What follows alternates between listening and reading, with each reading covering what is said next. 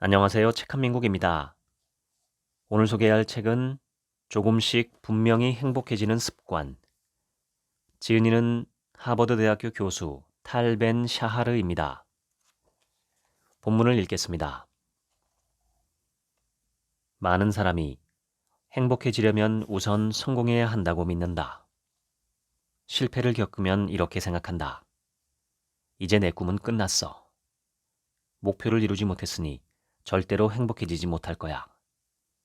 이 공식에 따르면 성공은 원인이고 행복은 결과다. 하지만 이는 아주 많이 잘못되었다. 하버드대의 교수인 데니얼 길버트는 교수들에게 종신 재직권이 결정되면 기분이 어떨지 물었다. 종신 재직권은 평생 고용을 의미한다. 논문을 발표해야 한다는 압박을 받지 않아도 된다.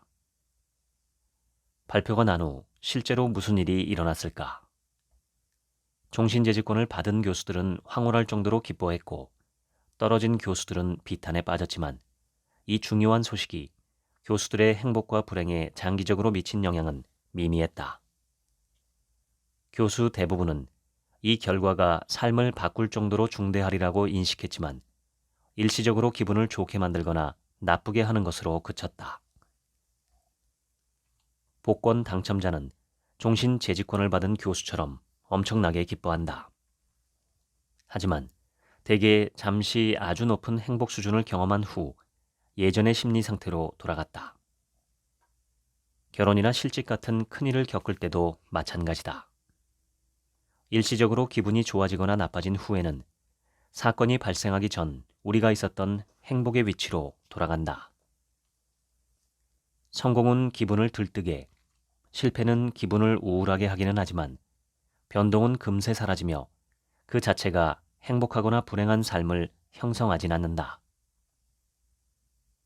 그렇다면 성공과 행복은 관계가 없다는 뜻일까? 아니다. 아주 밀접한 관계가 있다. 하지만 이 관계는 대부분이 생각하는 것과는 반대다.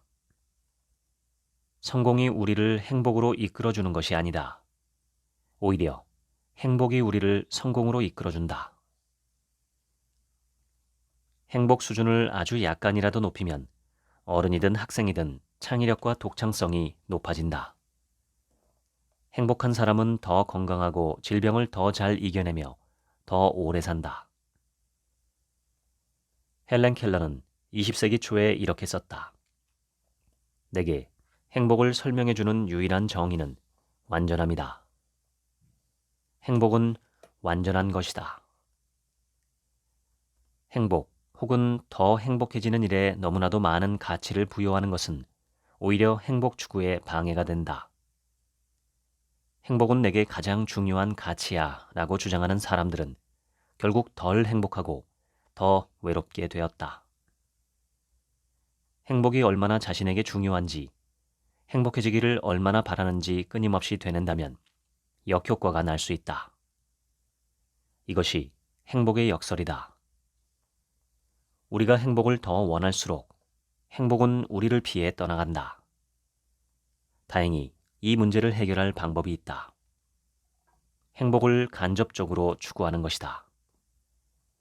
행복 자체를 위해 노력하기보다 자신을 행복으로 이끄는 요소를 추구하는 것이다. 행복을 여러 요소로 나눈 후에 이 요소들을 쫓는다면 실제로 더 행복해질 수 있다. 나는 행복을 향해 간접적으로 이끌어주는 5가지 핵심 요소를 발견했다. 마음, 몸, 배움, 관계, 감정의 안녕이다. 5단어의 첫 글자를 합치면 스파이어가 된다. 마음의 안녕이란 의미와 목적의 가치를 찾는 것이다. 몸의 안녕은 운동처럼 움직이는 활동과 휴식, 치유 등 정지 상태를 통해 우리를 보살피며 얻을 수 있다. 배움의 안녕, 도전을 좋아하고 호기심을 유지하는가? 끊임없이 질문하고 배우기를 열망하는 사람들은 더 행복할 뿐만 아니라 더 건강하다는 연구 결과가 있다. 실제로 호기심은 장수하는 데 도움이 된다. 관계의 안녕. 자신을 성장하게 하는 관계를 돌보는가? 행복을 예측하는 가장 중요한 요소는 우리가 아끼고 동시에 우리를 아끼는 사람들과 보내는 소중한 시간이다. 감정의 안녕. 나의 감정은 존중받고 다양한 감정이 균형을 이루는가? 돈은 우리의 기본적인 필요가 충족되는 지점까지는 행복에 영향을 미친다. 하지만 그 지점을 넘게 되면 더 부유하다는 점이 우리가 완전한 존재가 되는데 크게 기여하지는 않는다. 일단 기본적인 필요를 충족할 돈이 충분히 확보되면 행복에 더 큰 영향을 미치는 기준은 돈을 얼마나 더 많이 가졌느냐가 아니라 돈을 어떻게 사용하느냐이다. 물건에 돈을 쓰는 것보다 경험에 돈을 쓰는 것이 더 큰 행복으로 이어진다. 직관과는 반대되겠지만 우리가 할 수 있는 다른 행동은 주는 것이다. 더 행복해지기 위해서는 우선 자신에게 행복을 늘릴 수 있는 힘이 있다는 것을 인식해야 한다. 행복 수준은 변할 수 있고 실제로 변한다. 변화에는 시간이 걸린다. 하지만 작게 이기고 작게 얻는 것은 확실히 가능하다. 긴 시간 동안 반복한다면 결국 크게 얻게 된다. 이미 일어난 일에 대해 우리가 할 수 있는 일은 아무것도 없다. 그러나 현재와 미래가 나아갈 방향을 설정하는 일은 우리에게 달려있다. 자신에게 인간으로서 살 권한을 주고 규칙적으로 운동하고 회복하는 데 시간을 들이고 친절한 태도로 남을 대하고 경험하는 일에서 배우고 관계를 더 소중히 여기고 주의를 기울이고 삶의 작은 것들에 감사하는 이 모든 행동은 우리가 처한 상황을 최대한 극복하기 위해 우리가 선택할 수 있으며 증거에 기반한 일들이다. 중요한 점은 행복한 상태가 아니라 지금보다 더 행복해지는 것이란 사실을 기억하길 바란다.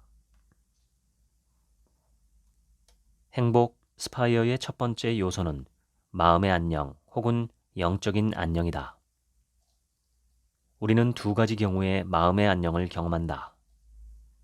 우리가 하는 일에서 의미와 목적을 느낄 때, 그리고 한순간 완전히 몰입할 때이다. 빅터 프랭클의 죽음의 수용소에서의 저자 빅터 프랭클은 삶 자체의 의미와 삶에서 찾는 의미를 구분한다. 삶 자체의 의미는 나는 왜 세상에 태어났는가? 내가 이곳에 있는 목적은 무엇인가? 산다는 것은 무엇을 의미하는가? 같은 질문을 포함한다. 삶의 의미를 찾기란 대체로 어렵다. 반면 삶에서, 즉 우리가 늘 반복하는 일상적인 활동에서, 현재에서, 집이나 직장에서 매일 하는 일에서 의미를 찾기는 상대적으로 쉽다. 사람들은 자신의 일을 세 종류 중 하나로 받아들인다. 첫째, 급여를 받기 위한 수단이다. 둘째, 경력을 쌓는 수단으로 보는 사람들도 있다. 셋째, 천직으로 보는 사람들도 있다. 우리는 대부분 이 세 가지 관점을 전부 경험한다. 다음 보기 중 어느 문장에 가장 공감하는가? 1. 일을 주로 직업으로 본다. 나는 일을 즐기지는 않지만 해야만 한다. 2. 일을 주로 경력으로 본다. 나는 발전하고 성공하는 데 집중한다. 3. 일을 주로 천직으로 본다. 나는 내 일에 열정을 기울이며 내가 하는 일이 중요하다고 여긴다. 천직을 발견하는 게 가능한가? 라는 질문은 어떻게 천직을 발견할 수 있을까로 바꿔야 한다. 집에서든 직장에서든 우리의 일이 무엇이든 간에 우리는 책임을 분명 다르게 인지할 수 있다. 가장 제한되고 반복적인 업무라고 해도 직원은 업무의 본질에 어느 정도 영향력을 행사할 수 있다. 당신이 이룰 수 있는 단 한 가지 변화는 무엇인가? 19세기의 철학자 프리드리히 니체는 이렇게 썼다. 살아야 할 이유가 있는 자는 거의 모든 것을 견딜 수 있다. 우리가 하는 일에서 의미와 목적을 발견한다면 어려움을 극복하는 길은 덜 위협적으로 느껴질 것이다. 많은 경우 우리의 행동을 목적과 연결할 수 있느냐에 따라 프레질과 안티프레질이 역경에 무너지느냐 더 강해지느냐가 절망과 낙관의 차이가 생긴다. 와튼스쿨 심리학 교수 애덤 그랜트는 대학 운영기금을 모으는 텔레마케팅 종사자들을 대상으로 연구를 수행했다. 그랜트는 모금자들을 무작위로 두 그룹으로 나눴다. 첫 번째 그룹은 원래대로 일했다. 그냥 종일 전화를 돌린 것이다. 하지만 두 번째 그룹은 일을 15분간 중단하게 했다. 딱 15분이었다. 그 짧은 시간 동안 그랜트는 두 번째 그룹이 재정 지원을 받는 대학생, 즉 모금자들이 하는 일의 수혜자와 이야기를 나누게 했다. 재정 지원이 없었다면 대학에 다니지 못했을 이들이었다. 학생들은 모금자들에게 이렇게 말했다. 기부금을 모금해 주셔서 감사합니다. 15분간 학생들은 학교에서 얼마나 멋진 시간을 보내고 있는지, 이 대학에서 공부할 수 있다는 게 얼마나 큰 특권인지, 자신이 배우는데 필요한 기금이 확보되어 얼마나 감사한지를 표현했다. 이후 모금자들은 다시 자기 자리로 돌아가 수화기를 들었다. 자기가 하는 일이 얼마나 중요한지 깨달았다는 이유만으로 두 번째 그룹은 대조금보다 250에서 400% 높은 기부금 모집을 달성했다. 한 발짝 뒤로 물러나 우리가 하는 일의 진정한 가치와 의도를 인식해보자. 아이의 숙제를 도와주는 것이든, 혼자서 하는 설거지든, 동반자의 가계부 검토이든, 나이든 부모를 보살피는 일이든, 고객과 계약 내용을 협상하는 것이든, 혹은 직장에서 어려운 임무를 해내는 일이든 말이다. 길게 생각할 필요는 없다. 단 몇 분만 시간을 내어 자신이 무슨 일을 하는지 자각하는 것만으로도 큰 차이를 낼 수 있다. 명상을 통해서도 마음을 다스릴 수 있다. 마음이 산만해지지 않은 상태를 유지하면 현재의 순간을 인지할 수 있다. 마음챙김 명상을 중심에 둔 문화와 저술은 수천 년 전부터 이어져 왔다. 우리의 어두운 순간은 대부분 현재에 머무르지 못해 생기는 결과다. 현재에 충실할수록 우리는 깨달음을 더 경험할 수 있다. 과거에 살면 우울에 빠질 수 있고 미래에 살면 불안에 빠질 수 있다. 현재에서만 우리의 마음이 열려 있다. 마음챙김을 자주 연습하는 사람들은 이전보다 더 차분해졌고 삶에 더 만족한다고 밝힌다. 명상이 뇌 구조 자체에도 눈에 띄는 영향을 준다는 신경과학적 증거도 있다. 20세기 후반까지 대부분의 심리학자와 신경학자는 뇌가 본질적으로 고정되어 있다고 믿었다. 하지만 현대 기술을 활용해 더 최근에 이루어진 신경 가소성과 신경 발생에 대한 획기적인 연구 결과는 우리의 뇌가 변할 수 있으며 실제로 변한다는 사실을 분명히 증명했다. 뇌는 우리가 태어나서 죽을 때까지 사는 내내 변한다.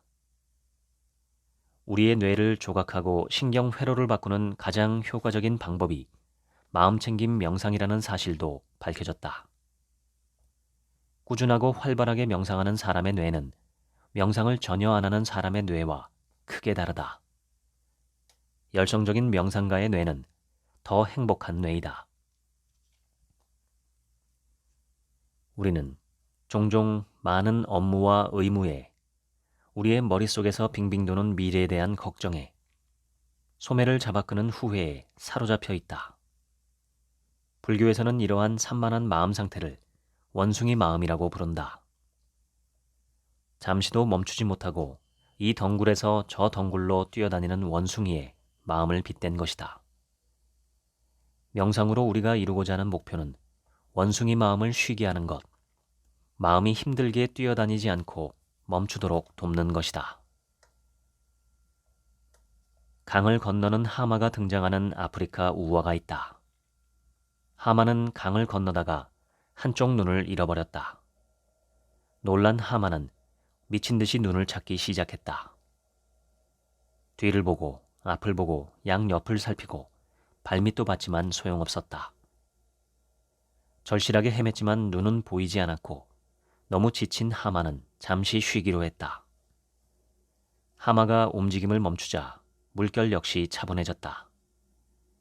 물은 잔잔하고 투명해졌다. 그러자 강바닥에 떨어진 눈이 보였다.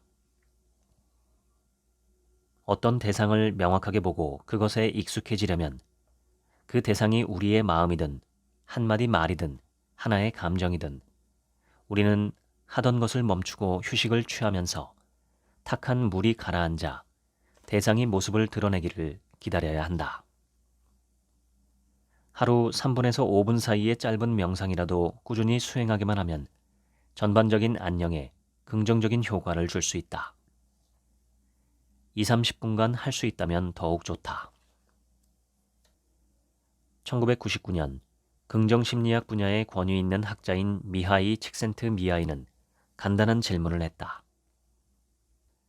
우리는 이토록 부유한데 왜 행복하지는 않은가? 실제로 물질적 풍요의 수준은 계속해서 올라가고 있지만 우울과 불안의 수준 역시 높아지는 중이다. 주된 이유 중 하나는 산만함의 수준이 점점 높아지고 있기 때문이다. 산의 진미가 가득한 식탁, 이국적인 곳으로 떠나는 여행, 재미있고 매력적인 연인, 고급 저택 등이 주는 경험조차도 우리가 완전히 집중하지 않고 우리를 괴롭히는 생각에 사로잡혀 마음이 다른 곳에 가 있다면 덧없고 공허하게 느껴질 수 있다. 삶의 가장 단순한 즐거움에 완전한 관심을 기울이면 우리는 충분히 풍요로워진다. 불만족에 대한 해결책은 외부에서 받는 만족이 아니라 우리 안에, 우리 마음 속에 있다. 코끼리 한 마리를 반으로 가른다고 작은 코끼리 두 마리가 생기는 것은 아니다. 생명체는 통합성을 지닌다. 인간을 마음과 몸 둘로 나눈다고 해서 작은 인간 2명 혹은 생존 가능한 두 독립체가 생기는 것은 아니다. 인간을 마음과 몸으로 나누는 것은 인위적인 분리다. 변화를 일으키고 싶다면 사람 전체를 봐야 한다. 마음과 몸이 통합되었음은 여러 방식으로 나타난다. 안면 피드백 가설에 따르면 미소를 짓거나 인상을 찌푸릴 경우 또는 친절한 표정이나 환한 표정을 짓는 경우 감정이 따라간다. 연구 대상자들은 환한 사람의 표정을 흉내내자 심박수와 피부 온도가 올라갔고 기분이 나빠졌다. 얼굴뿐만 아니라 우리 몸 전체가 기분을 바꾸는 데 쓰일 수 있다. 연구 참여자를 두 그룹으로 나눈 후 각 그룹에 3분간 특정한 자세로 걸으라고 요청했다. 첫 번째 그룹은 시선은 앞으로 향한 채 팔을 앞뒤로 흔들며 큰 보폭으로 걸었다. 자신감과 낙관적인 기분을 외부로 드러내는 걸음걸이였다. 두 번째 그룹에는 시선을 아래로 향한 채 발을 끌며 작은 보폭으로 걸으라고 했다. 낙담한 채로 생각에 잠긴 상태일 때의 걸음걸이다. 결과는 어땠을까? 3분간 행복한 산책을 한 첫 번째 그룹은 기분이 더 좋아졌다. 스트레스를 받는 것과 스트레스 자체는 문제가 되지 않으며 사실 스트레스는 우리에게 도움이 될 수도 있다. 근력 운동을 할 때 근육은 어떤 영향을 받을까? 근육은 스트레스를 받고 근육 섬유는 끊어진다. 우리는 이를 나쁜 일이라고 생각하지 않는다. 근육 섬유가 끊어졌다가 회복할 때 예전보다 더 강해지기 때문이다. 스트레스는 문제가 아니다. 문제는 빨리 건강해지겠다며 무리할 때 생긴다. 너무 많은 양을 너무 빠르게 소화하려다가는 곧 다치게 된다. 근육은 손상된 채 회복할 기회를 얻지 못한다. 문제는 스트레스가 아니라 회복 부족이다. 현대의 삶과 수천 년 전의 삶에는 차이가 하나 있다. 예전에는 회복할 시간이 더 길었다는 점이다. 오늘날 우리는 항상 무언가를 하고 있는 데다 집안일과 회사 일로 일정이 꽉 차 있어 회복할 시간이 없다. 스트레스와 회복 부족이 합쳐지면 신체적으로나 정신적으로 모두 지극히 해롭다. 회복은 미시적, 중시적, 거시적인 수준으로 나뉜다. 미시적 수준의 회복이란 짧게 휴식을 취하는 것이다. 2시간마다 15분짜리 휴식을 배치해 커피 한 잔을 하거나 명상을 하거나 건물 한 바퀴를 돌고 오는 활동을 말한다. 스트레스 상태에서 회복으로의 전환은 깊은 호흡 3번으로도 가능하다.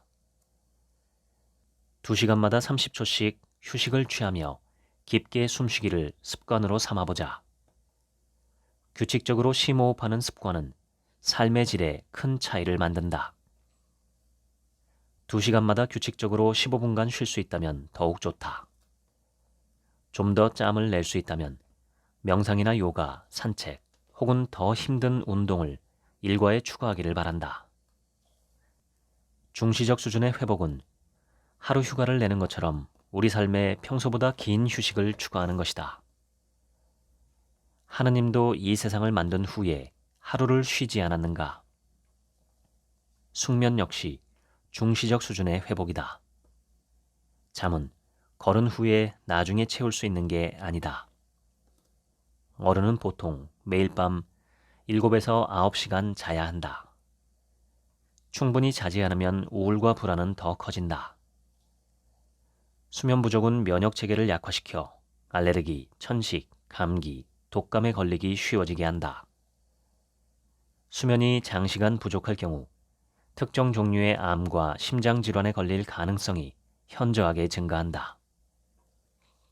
하루 평균 수면 시간이 5시간인 여성은 하루에 7시간 자는 여성에 비해 심근경색이나 관상동맥 질환이 발생할 확률이 40%나 높다.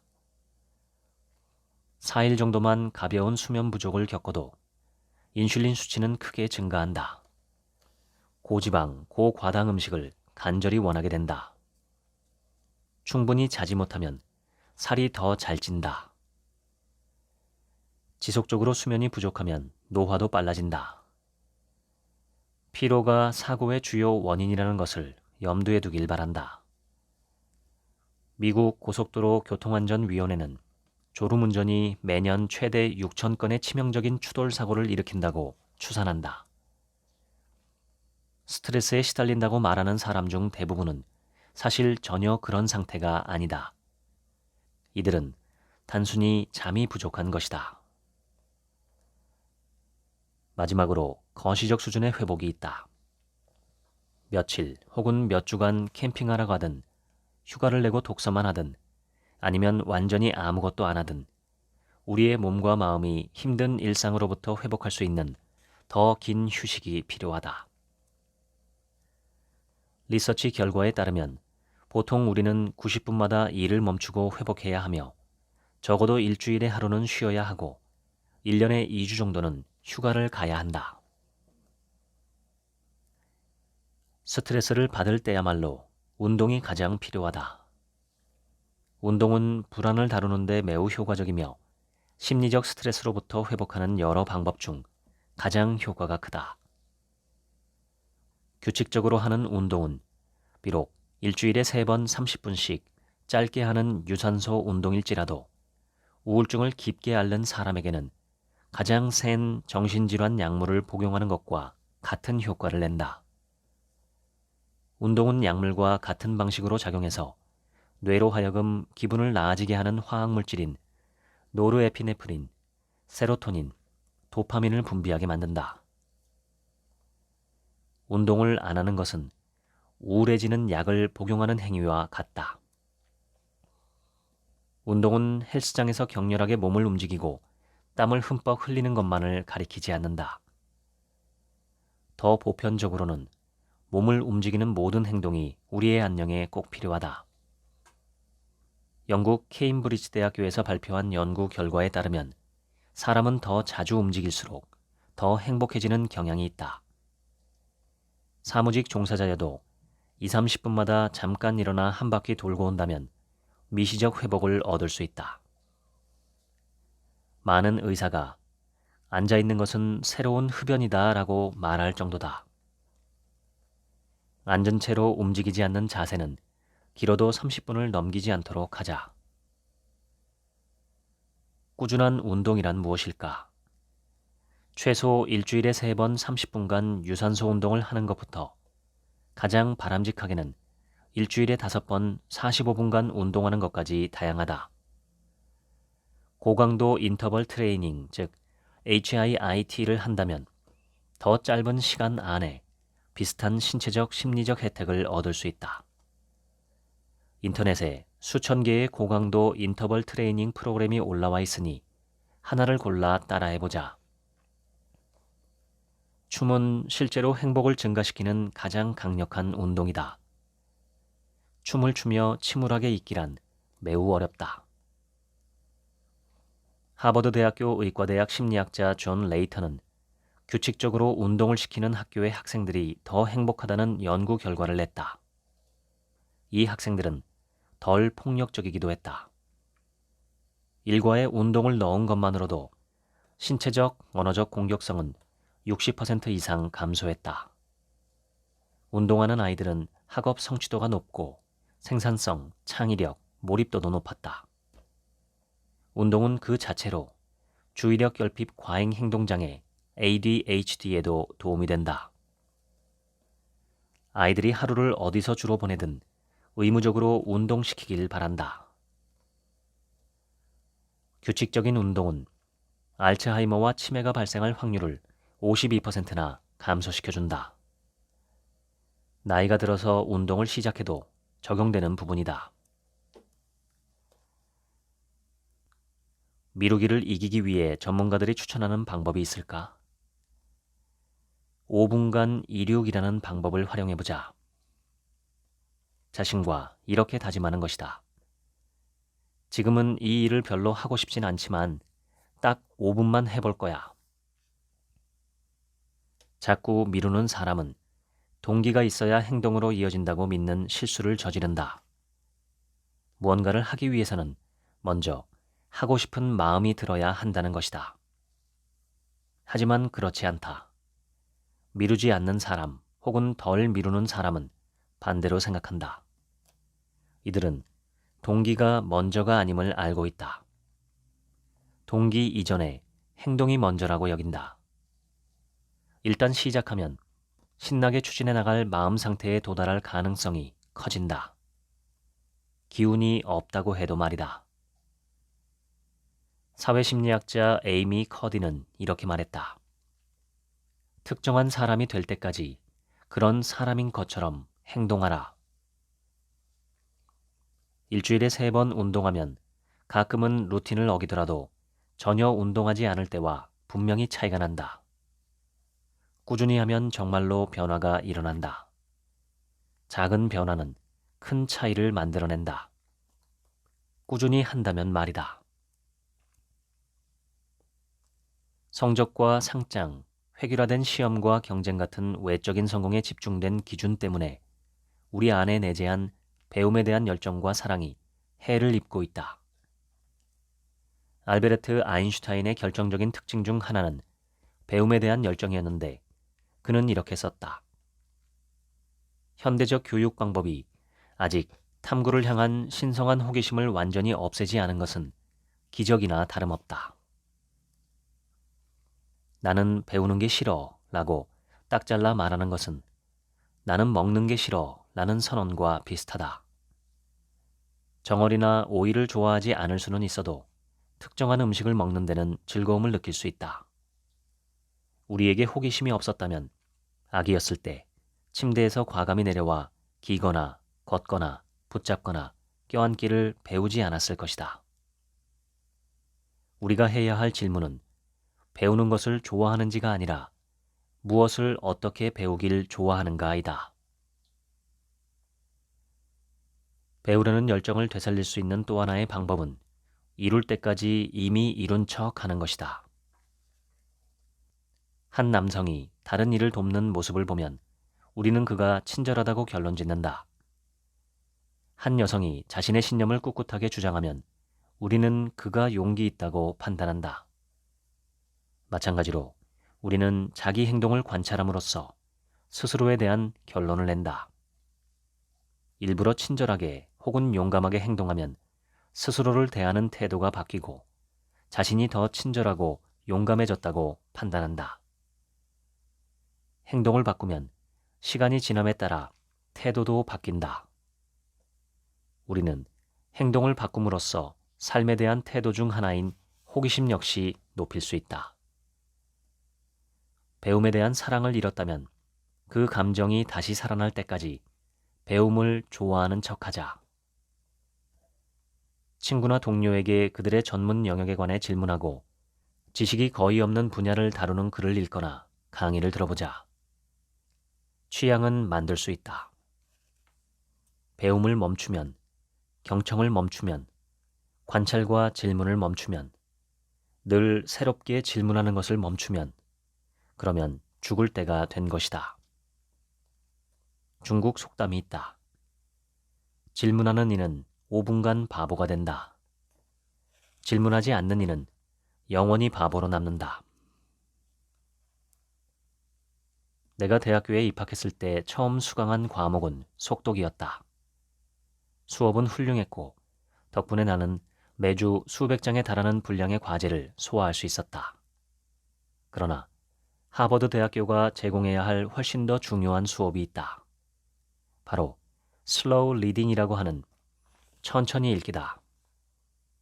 다르게 말하면 심화 학습이다. 심화 학습은 대단히 큰 기쁨과 만족감을 준다. 한 가지에 깊게 파고드는데 시간을 할애해야 한다. 내 조상들은 혼자서든 랍비, 가족, 친구와 함께든 매일 히브리서와 탈무드를 공부했다. 그들은 한 구절을 몇 시간 동안 분석했고 스스로 번역한 글을 두고 활발한 토론을 펼쳤다. 한 문장 혹은 한 단어의 의도와 의미에 관해 며칠을 이야기할 때도 있었다. 이러한 심화 학습으로 학자들은 신학적인 면에서만 똑똑해진 것이 아니라 세상 물정에도 능통해졌다. 물질적인 세계와 영적인 세계는 멀리 떨어진 듯 보이나 그렇지 않다. 성경 텍스트를 연구하고 이해하는 능력은 사업 모델을 파악하거나 계약서를 검토하거나 잠재 고객을 평가하는 능력으로 거의 즉시 전환된다. 오늘날 사람들이 한 웹페이지에 머무는 평균 시간은 7초다. 우리는 페이지를 휙휙 넘기며 그 사이에 얻을 수 있는 정보를 대충 수집한 후 다음 페이지로 넘어간다. 우리는 계속해서 새로운 자극과 참신한 정보를 원하게 된다. 피상적인 해석 이상으로 텍스트를 깊게 이해하지 못하면 다른 사람도 진정으로 알지 못하게 된다. 반면 풍성한 내용이 담긴 텍스트에 시간을 투자해 자세히 읽고 더 깊은 관계를 맺으면 작품의 뉘앙스와 매력을 끊임없이 찾아낼 수 있고 점점 더 깊은 수준으로 텍스트를 이해하게 된다. 타인만큼 다면적이고 풍부하며 잠재적으로 흥미로운 텍스트는 없다. 한 사람은 말 그대로 온전한 하나의 세계이다. 누구에게나 항상 배울 만한 새로운 점이 있다. 작은 스마트폰을 손가락 끝으로 건드리면 언제든 기사, 게시물, 팟캐스트, 동영상 강의, 노래, 영화 등이 쏟아져 나온다는 사실은 심층 학습에 도움이 되지 않는다. 프랑스 철학자 볼테르는 이렇게 썼다. 수많은 책이 우리를 무식하게 만든다. 우리는 볼테르가 살아있을 당시 한 사람이 평생 접하던 정보보다 더 많은 정보를 매일 얻는다.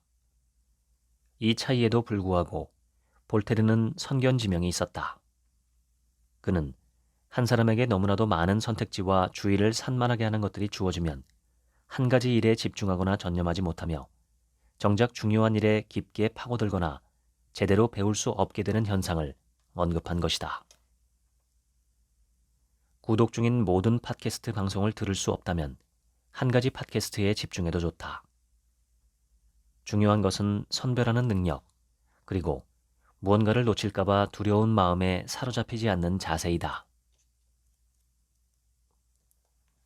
행복을 연구하는 목적이 최종 목적지에 다다르기 위해서가 아니라 더 행복해지기 위해서인 것처럼 배움의 안녕의 목적은 최종 답을 구하는 것이 아니다. 탐험하고 발견하고 배우는 과정에 있다. 그리고 우리의 탐구는 종종 질문 하나로부터 시작될 때가 있다.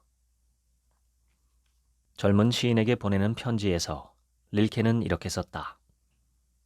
마음속에 있는 풀리지 않는 모든 것에 대해 인내심을 갖고 질문 자체를 사랑하도록 하자. 질문 속에서 살자. 어쩌면 점차 자신도 모르는 사이에 답을 알게 될 머나먼 나를 향해 살아가게 될지도 모른다. 1930년대 말 하버드 대학교에서는 오늘날까지도 이어지는 대규모 장기 연구에 착수했다. 연구 대상은 하버드 대학교 학생 집단과 인근 도시에 사는 주민 집단이었다. 수십 년간 말 그대로 수백만 개의 데이터를 분석해 행복한 삶을 구성하는 중요한 요소를 찾아냈다. 행복과 관련한 가장 큰 예측 변수는 무엇일까? 관계다. 구체적으로는 사회적 지지를 받을 수 있는 친밀한 관계다. 이 관계는 좋은 시기를 늘려주고 힘든 날도 잘 버틸 수 있도록 지탱해준다. 연구에서 흥미로웠던 점은 관계의 대상이 누구인지는 딱히 중요하지 않았다는 사실이다. 연애 상대나 절친한 친구인 경우도 있고 친척이나 일터에서 가까이 지내는 동료인 경우도 있었다. 연구원들은 다른 질문도 했다. 건강의 가장 큰 예측 변수는 무엇일까? 신체적 건강에도 관계가 중요했다. 친밀한 관계는 건강과 행복의 가장 비중이 큰 변수다. 그렇다면 세계에서 국민이 가장 행복한 나라는 어디일까? 콜롬비아, 덴마크, 노르웨이, 코스타리카, 이스라엘, 호주 등이 꾸준히 상위권을 유지 중이다. 이스라엘이나 콜롬비아 등 국제적으로 어려움을 겪는 곳들은 어떻게 상위권을 유지하는 걸까? 답은 관계다. 이들 국가에서는 강력한 가족 유대감이나 지역사회의 연대감 등 서로 연결하고 지지하는 관계를 사회적으로 크게 강조한다. 예를 들어 덴마크인 중 93%는 사교 모임에 적극적으로 참여한다. 이스라엘과 콜롬비아에서는 가족과 함께 보내는 시간을 매우 중요하다고, 나아가 신성하다고 여긴다. 외로움은 건강과 행복을 서서히 망가뜨린다. 외로움은 특히 우울증, 심장병, 약한 면역 체계와 연관되어 있다. 2012년에서 2017년 사이 10대들이 느끼는 외로움의 정도는 30%나 증가했다. 우울증은 30% 넘게 늘어났다. 자살률 역시 30% 넘게 증가했다. 샌디에고 주립대학교 진 트웽이 교수는 연구 데이터를 샅샅이 뒤졌고 그 원인을 발견했다. 바로 스마트폰 사용 증가였다. 아이들은 옆에 앉은 사람 대신 자기 휴대전화를 볼 때가 더 많았고 실제 삶에서 중요한 사람과 보내는 시간보다 훨씬 더 많은 시간을 온라인에 쓰고 있었다.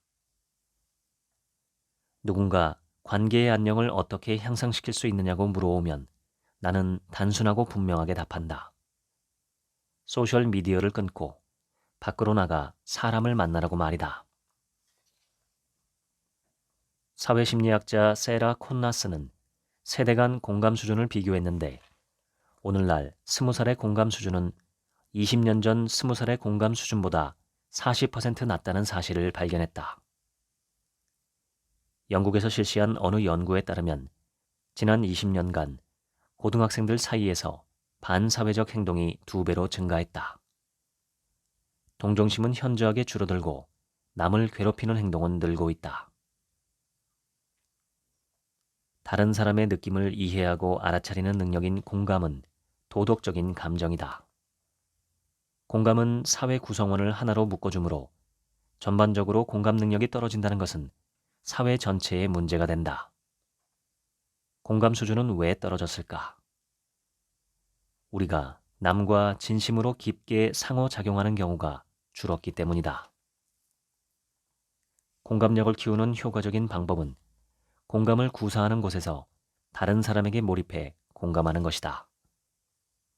다른 사람과 마주보며 교류할 수 있는 곳이라면 어디든 좋다. 직접적인 상호작용을 해야만 타인이 경험하고 느끼는 감정을 제대로 알아차릴 수 있다. 그래야 다른 사람과 함께 웃고 울 수 있다. 공감 능력은 그렇게 기르는 것이다. 어떤 상황이든 공감력을 키우고 외로움을 줄이는 가장 좋은 방법 중 하나는 베푸는 것이다. 많은 연구에 따르면 베푸는 행동은 행복을 키우고 자신감을 높이는 가장 좋은 방법 중 하나이다. 두텁고 친밀한 관계를 만드는 가장 좋은 방법 중 하나는 다른 사람들에게 아낌없이 주려는 마음이다. 우리는 무엇이든 줄 수 있다. 적극적인 자세로 아이의 말을 들어주거나 동료와 정보를 나누는 것 역시 주는 행동이다. 펜실베이니아 대학교 심리학 교수 애덤 그랜트는 실험 대상자를 기버, 테이커, 매처 등 세 그룹으로 나눴다. 기버는 자신의 시간과 에너지, 전문 지식을 선뜻 베푸는 사람이다. 테이커는 기버의 베품을 기꺼이 받을 준비가 되어 있으며 자신의 이익을 우선시한다. 남에게 부탁은 잘하면서 다른 사람의 부탁을 들어주기는 꺼리는 이들이다. 매처는 상부상조한다는 철학을 갖고 있다. 받았다고 생각하는 만큼만 정확하게 베푼다. 조직에서 가장 큰 성과를 보인 직원은 기버인 경우가 많았다. 중간 그룹은 테이커와 매처였다. 하위 그룹에는 어떤 유형의 직원이 있었을까? 기버였다. 상위에 있는 기버와 하위에 있는 기버는 어떻게 구별할 수 있을까? 두 집단의 차이점은 분명했다. 상위 그룹의 기버들은 자신에게도 베풀었다. 하위 그룹에 속한 기버들은 자신은 잊고 지내는 경향이 있었다. 자신이 필요로 하는 것은 챙기지 않은 채 지칠 때까지 남을 위해 베풀었다. 자신을 희생하며 남을 돕는 일은 오래가지 않는다. 남을 돕는 일은 자신에게도 도움이 되어야 한다. 다른 사람에게 베푸는 것은 이타적이고 자신에게 베푸는 것은 이기적이라는 시각 대신 양쪽 모두에게 베푸는 건강한 태도를 지녀야 한다. 자신과 남을 동시에 챙기는 태도 말이다. 자신을 돌본다고 해서 나쁜 사람이 되는 것은 아니다. 오히려 지금 무엇을 필요로 하는지 스스로 주의를 기울여야만 장기적으로 다른 사람을 돕고 필요에 기여하고 더 친절하고 너그러운 사람이 될 수 있다. 유복한 가정의 많은 아이들이 풍요로움에 갇혀 불안, 우울 혹은 약물 남용과 같은 심리적 고통에 시달리고 있다. 인생은 계획대로 되지 않는 일에 어떻게 대처할 것인가를 배우는 것이다. 장애물을 맞닥뜨린다면 단기적으로는 곤란하거나 고생스럽겠지만 길게 봤을 때는 교훈을 얻을 수 있다. 역사상 가장 위대한 교육자 중 한 명인 마리아 몬테소리는 아이가 스스로 할 수 있는 일을 대신 해줘서는 안 된다고 강조했다. 가능한 한 아이를 최소한으로 돕고 대신 스스로 할 수 있게 두어야 한다. 세계에서 손꼽히는 관계 연구자 중 한 명인 워싱턴 대학교의 심리학자 존 가트맨은 부부 수백 쌍을 인터뷰한 후 그들이 나눈 대화를 분석했다. 그 결과 상대를 존중하는 긍정적인 대화는 성공적인 결혼 생활의 핵심임이 분명히 드러났다. 같으면은 좋은 관계는 긍정 비율이 5대 1이라고 말한다.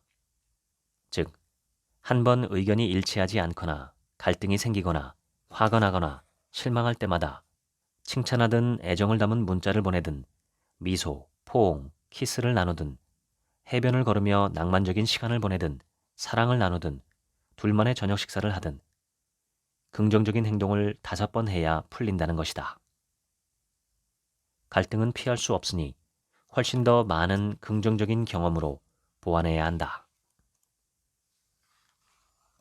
슬픔, 분노, 실망, 질투, 불안 같은 고통의 감정을 경험하지 못하는 사람은 사이코패스와 죽은 사람들 두 부류뿐이다.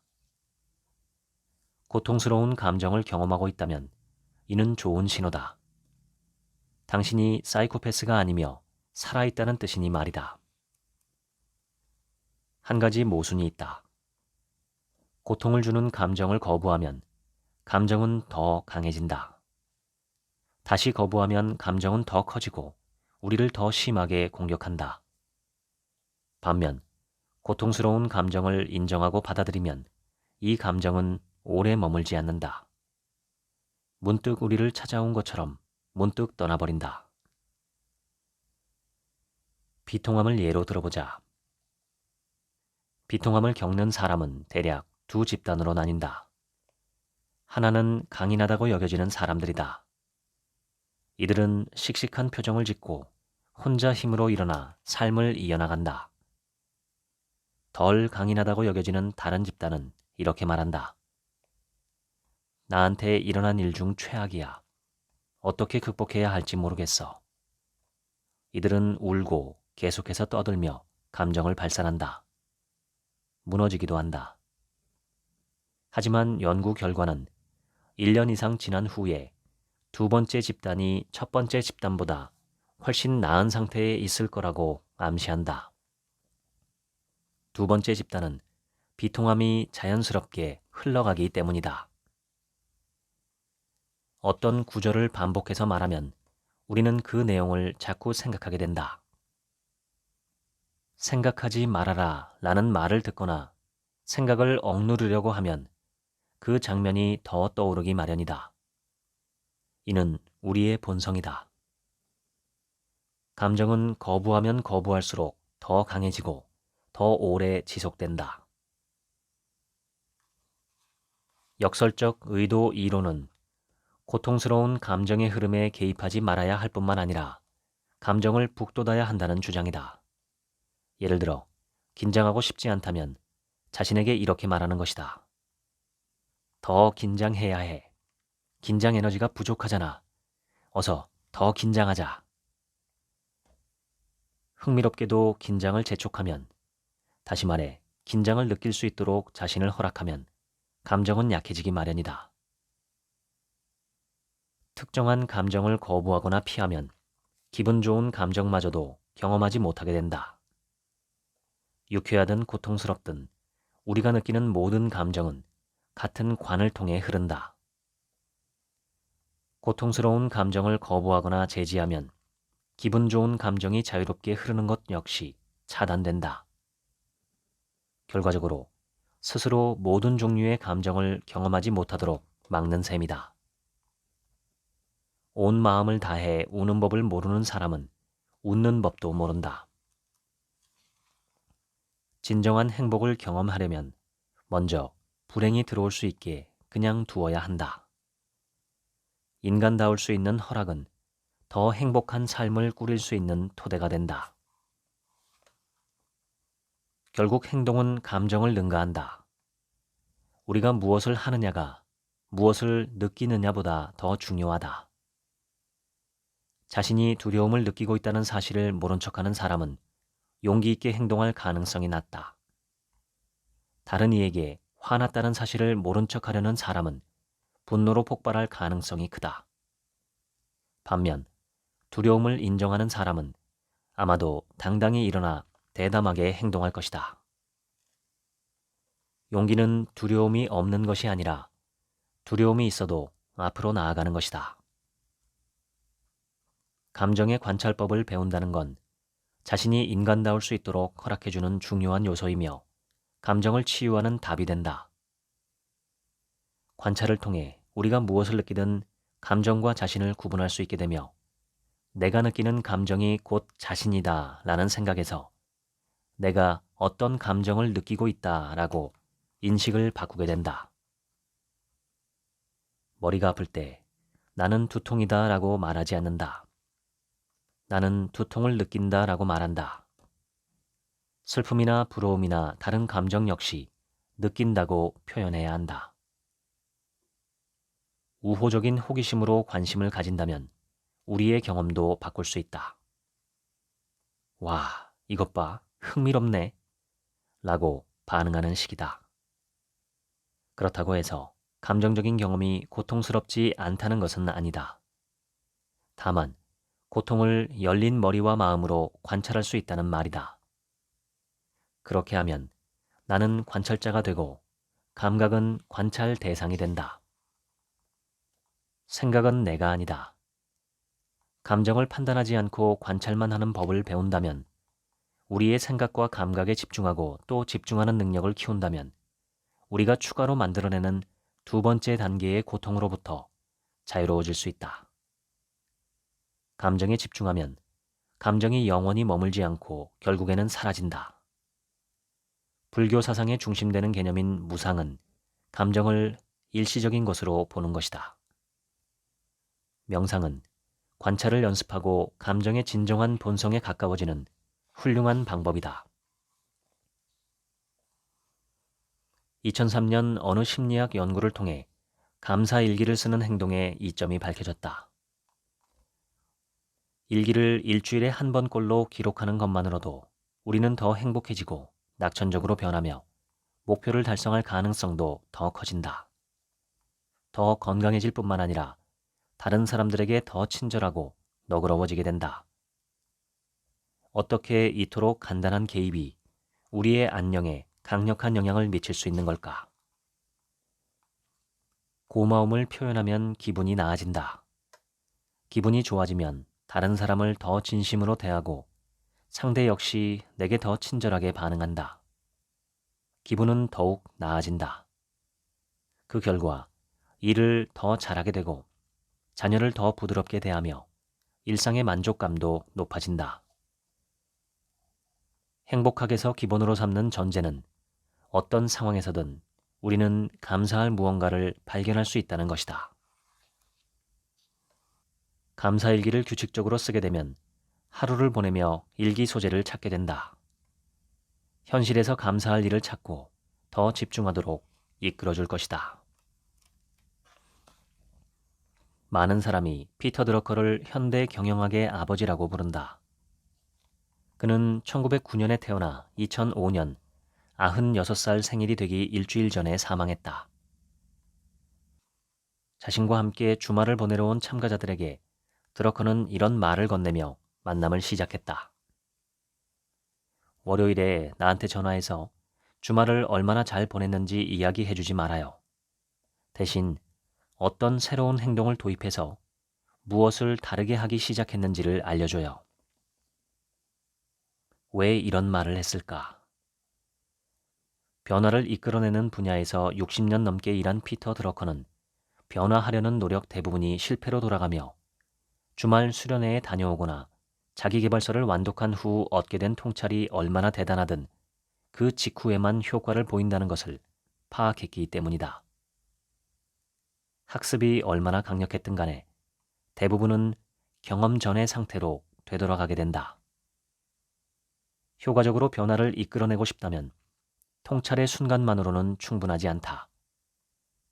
통찰로 얻은 것을 일상에 적용하고 시도하고 실험해야 한다. 대부분의 사람은 변화를 일으킬 수 있는 자신의 능력을 과소평가한다. 모든 역사는 하나를 이루는 소수의 힘을 기록한 것이다. 사려 깊고 헌신적인 소수의 시민 집단이 세상을 바꿀 수 있음을 절대 의심하지 말라. 실제로 이들만이 세상을 바꿔왔다. 개인 한 명 또는 작은 집단이라도 인적 네트워크는 기하급수적으로 연결되므로 광범위하게 사회적인 변화를 일으킬 수 있는 능력이 있다. 상황이 어려워진다고 해도 우리가 더 행복해지기 위해 할 수 있는 것은 늘 있다. 우리는 목적의식과 존재감이 있는 영적인 마음의 존재이다. 우리의 마음과 몸은 연결되어 있으며 에너지와 활력이 넘치는 신체적 존재이다. 호기심을 지니고 깊게 파고들며 학습하고 성장하는 지적인 배움의 존재이다. 친절하고 너그러우며 사랑을 주고받는 능력이 있는 관계적 존재이다. 고통과 즐거움, 연민과 기쁨을 경험할 수 있는 감정적 존재이다. 우리는 완전하다. 지금까지 조금씩 분명히 행복해지는 습관 읽어드렸습니다. 지금부터는 제 얘기입니다. 인간은 행복하기 위해서 태어난 존재일까요?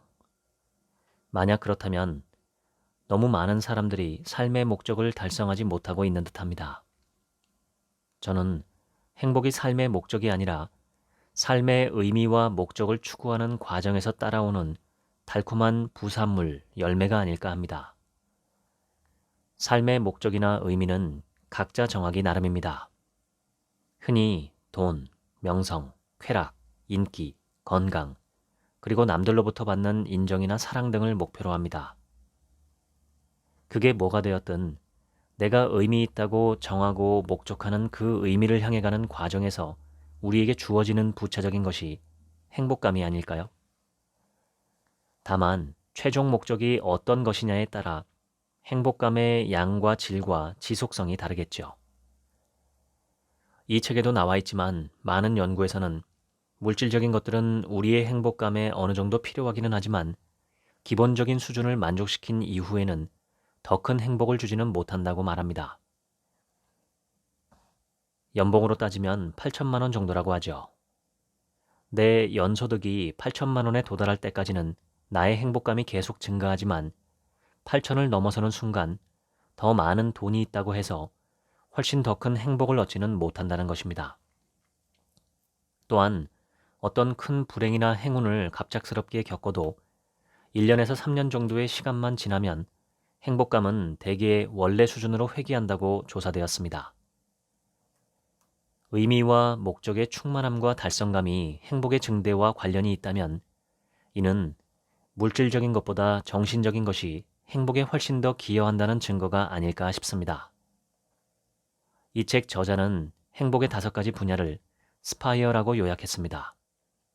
마음, 몸, 배움, 관계, 감정입니다. 저자는 행복감을 높이고 싶다면 추상적인 행복감 그 자체를 추구하는 게 아니라 행복을 이루고 있는 요소들 하나하나에 집중해서 행동해야 한다고 주장합니다. 마음의 평화, 몸의 건강, 지속적인 배움, 든든한 인간관계, 감정의 돌봄, 이 5가지입니다. 이 중 가장 중요한 건 첫 번째 요소인 마음이 아닐까 싶습니다. 다른 모든 조건이 다 충족되어도 내 마음이 지옥이라면 행복하기는 어렵겠죠. 눈에 보이고 결과가 금방 나타나는 몸 돌보기도 게을리하기 쉽지만 마음 돌보기는 더더욱 그렇습니다. 그래서 어떤 분들은 자신의 마음이 시궁창 같다고 표현하기도 합니다. 온갖 부정적인 감정과 괴로움이 가득하다는 뜻이겠죠. 매일 몸을 씻고 집도 청소하는 것처럼 마음도 매일, 가능하다면 매 순간 정리정돈을 한다면 얼마나 좋을까요? 그렇게 하는 방법은 또 뭘까요? 여러 좋은 방법들은 있지만 그 시작은 나를 보는 것입니다. 우리는 항상 밖을 보고 남을 봅니다. 세상을 보고 외부 환경에 집중합니다. 내 안에서 무슨 일이 어떤 원리로 어떻게 일어나는지에 대해서는 잘 모르고 관심도 적습니다. 내 안으로 시선을 돌리고 관찰하기 시작하면 신기한 일이 벌어집니다. 내 안을 보면 볼수록 나의 바깥도 더 잘 보입니다. 나의 마음과 내면에 대해서 공부하고 알아갈수록 그동안 내 삶에 일어났던 일들이나 타인들과의 관계에서 발생했던 것들에 대해서 더 잘 이해하게 됩니다. 우리는 날마다 우리 몸을 가꾸고 보호하고 아름답게 돌보는 일에 큰 관심을 갖고 있습니다. 하지만 몸은 시간이 가면 갈수록 낡아갑니다. 아무리 대단한 미모라도 세월이 데려갑니다. 그것이 몸의 한계입니다. 그러나 마음은 세월이 갈수록 더 강하고 아름다워질 수 있습니다. 정신적인 아름다움과 탁월함이 물질적인 탁월함보다 훨씬 더 오래가고 가치 있고 소중합니다. 나를 보시고 내면을 보시고 나의 마음과 정신에 관심을 갖고 그것이 어떻게 움직이고 있는지, 그것을 움직이게 만드는 힘은 무엇인지 한번 들여다보시기를 바랍니다. 저는 이런 것들을 명상에서 많이 배우고 있고 정말 제 마음의 평화를 달성하는 데 큰 도움이 되었습니다. 지금까지 책 한 민국의 하루치 생각이었습니다. 감사합니다.